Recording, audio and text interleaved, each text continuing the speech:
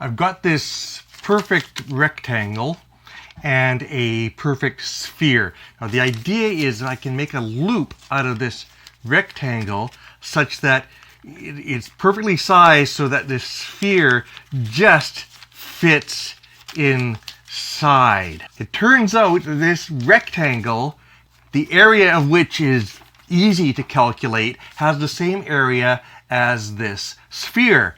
And I want to tell you how many times I nearly bit into this apple while setting up this video. So here's what's going on. If the sphere is a unit sphere, then the rectangle is going to have a width of 2 and a length of 2 pi, right? Because it wraps around the sphere. And so the area of the rectangle is going to be 2 times 2 pi, which is 4 pi. Hang on, I got a little bit of apple in my throat. Whereas the sphere has got this curvature. Okay, so we got to map the flat plane onto the curved sphere. We'll slice everything up into itty bitty slices, all equal width, which we'll call dw. Zoom in on just 2 of these slices so that we can compare each sphere slice to its corresponding cylinder slice. Along the equator of the sphere, the strip is the same as any of the strips from the tube. However, the northern strip, the upper one, it looks like it's smaller than the equatorial strip, but the idea is that it's not. For the total areas to match, all of the strips would need to be the same size. So what's going on? Focus on one quadrant of the sphere, and we'll compare radii to widths.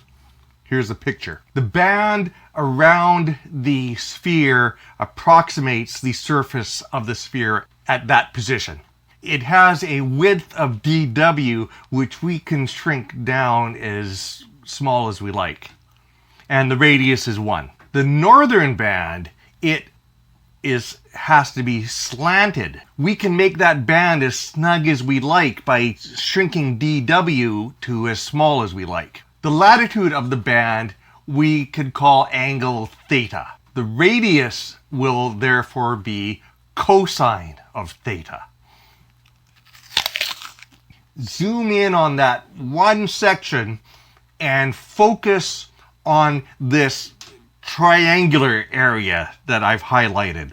Remember, this band is tilted away from us, so its width is not dw, its width is the hypotenuse of that triangle, which is dw divided by cosine theta.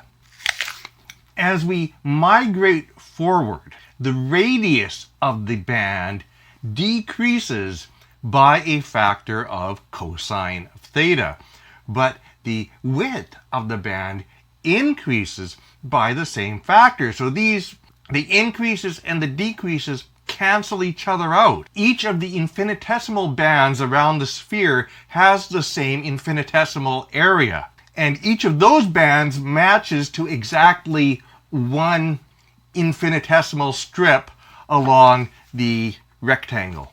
So the unit sphere has the same area as the rectangle, which is 4 pi. I've got a whole calculusy playlist here. There's another video. Check that out. Bob is your uncle. Cheers.